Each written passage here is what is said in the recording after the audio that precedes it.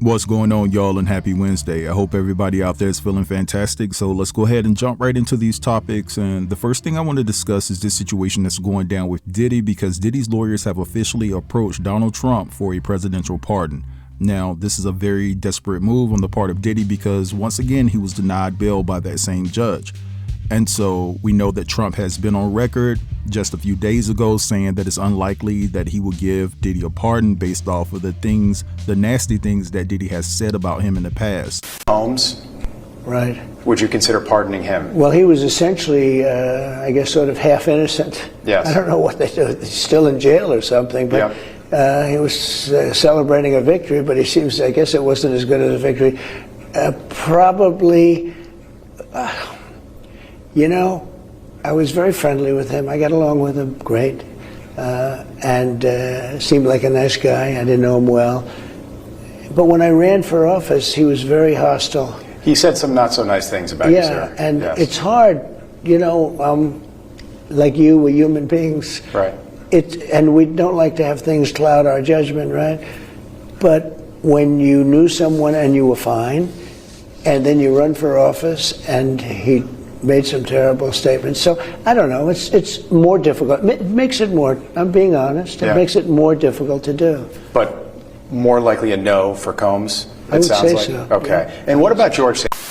Now, here are my thoughts about this particular situation. I think, and I could be wrong, okay, so I'm not saying that this is definite. I think that more than likely, Trump is going to end up giving Diddy a presidential pardon. I personally think that this is all political, that this is all for show. I believe that Trump is behind the judge declining to give Diddy bail because Trump wants to be the one to free Diddy. It boosts up his character. It boosts up his likability as it pertains to some people who may be on the fence about who he is as an individual, right? Especially young Black America. This is just my opinion, y'all. And it reminds me that, when he was running for his second term, he basically had the Republicans to banish the bipartisan border bill to save his campaign, basically, because if they voted yes on it, it makes the Democrats look better.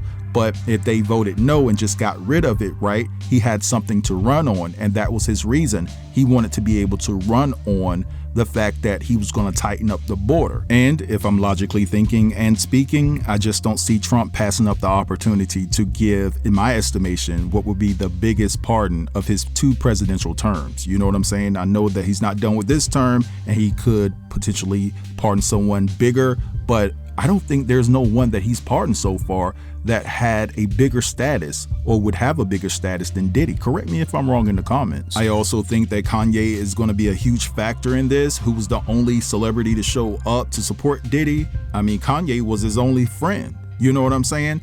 And so I believe that Kanye is going to have something to say about this. He's been an avid Trump supporter ever since day one.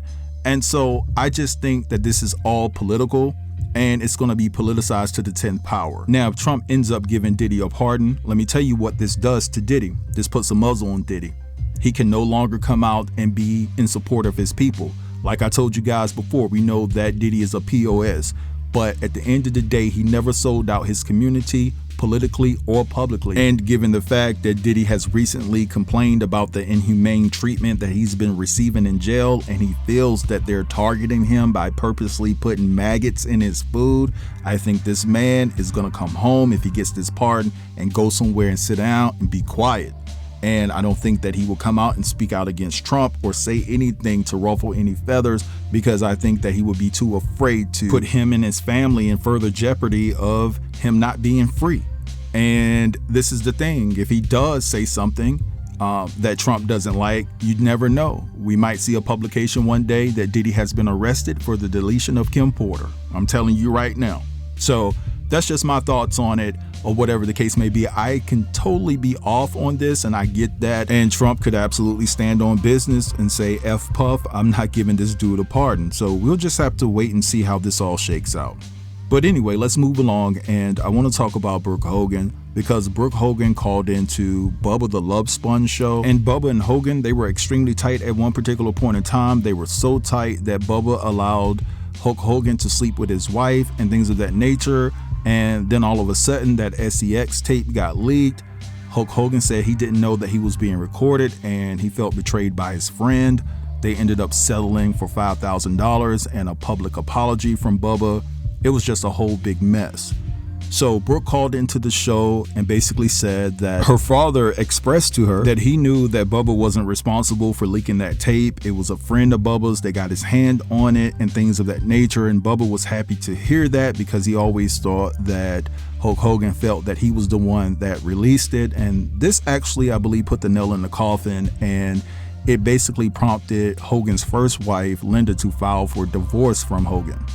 And so she also started talking about the passing of Hulk Hogan, and Brooke says that something is not right. She feels that there was something that went down that led to his passing. They felt like it could have been a setup. And I just want to play you guys this clip of Brooke, Hogan, and Bubba talking about this situation. Went through all the surgeries together, and we'd take shifts.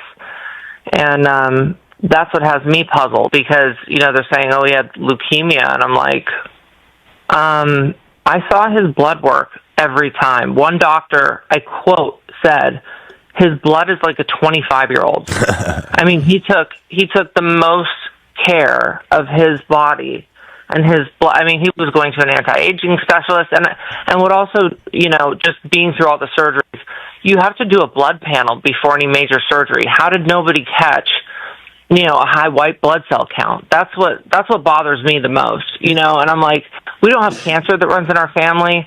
It seems weird. And then the kidney dialysis curveball, that came out of nowhere. The medical report was released, and then the St. Pete Times broke it down, and his doctor, was it Fitzgerald, Lummy? Yeah, Gerald Fitzgerald. Gerald Fitzgerald, he did the initial report on what caused the death. And then the medical examiner just took his word for it and said, he didn't do a report. Dan, it says right there on the death certificate, not applicable. Right. Meaning there was no case number, meaning the medical examiner did not look at the notes that the regular doctor did, and then the no autopsy. And so, and people think I'm crazy, and this is your father we're talking about, but I don't necessarily, it's tough for me to say this, but I think that there's a chance there might have been a bad guy in the woodpile. I do think it's weird that no autopsy was performed, because, yes, you can have a heart attack, but what was the reason for the heart attack is the question. Because if he was up and doing breathing exercises and stuff, that means that the surgery on his heart was a success and it was working. For me, the no autopsy and the leukemia out of nowhere hits me as BS, because...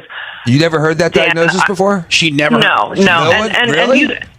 And I would be surprised that a surgeon would work on somebody with leukemia, or somebody that would see a high white blood cell count and not do further investigation first. All right, so you guys just heard all of that, and they definitely have some questions about the passing of Hulk Hogan. It's definitely mysterious that an autopsy report was not done. I understand that Hulk was a troubled human being to some people. He said some controversial things, but at the end of the day, he was a human being, and he shouldn't have been backdoored by healthcare professionals if this is absolutely the case. Now, I know that this wasn't discussed during that conversation that you just heard, but they could be looking at Hulk Hogan's last wife, Sky Daly, because I'm pretty sure she was in control of decision making, right? Did she have a say-so in regards to if they were going to conduct an autopsy or not? You know what I'm saying? Did she administer something to him to jumpstart and kick that heart attack into play?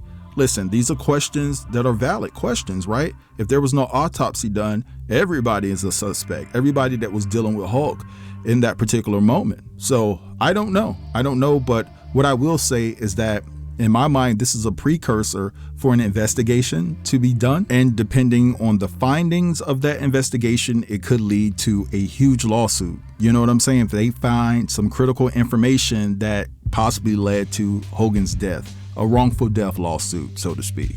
But anyway, I'm gonna let this go right here. I want you guys to drop down in the comments and let me know what you think about everything I discussed.